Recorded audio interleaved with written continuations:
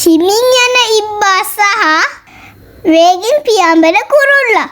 එක වැව්තා මුල්ලක හරිම නිදහසෙන් ජීවත් වුණු ඉබ්බෙක් හිටියා. එයා හැම දෙයක්ම කරේ හරියම හිමි.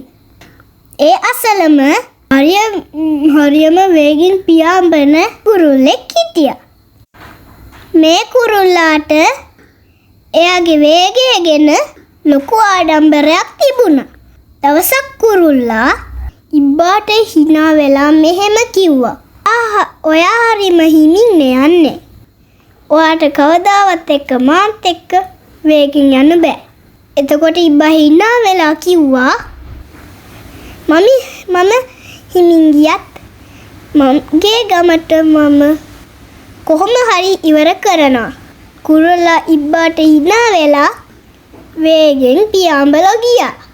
කුරුල්ලා ගොඩාක් දුර පියාඹගෙන ගිහින් අතරමඟ තිබුණු ගහක නතර වෙලා විවේක ගත්තා. ඉබ්බාට එන්න තව ගොඩාක් වෙලා යයි කියලා ඉතරලා කුරුල්ලට හොඳටම නිින්ද ගියා.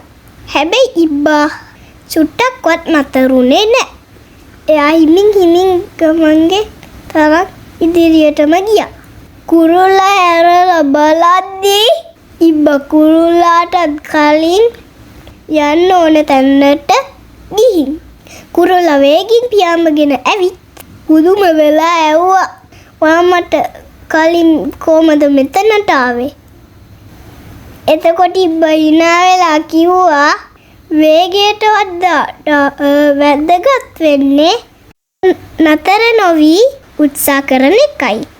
පාඩම හිමින් ගියත් නතර නොවි උත්සාහ කරන කෙනාට හැමදාම ජය ලැබෙනවා.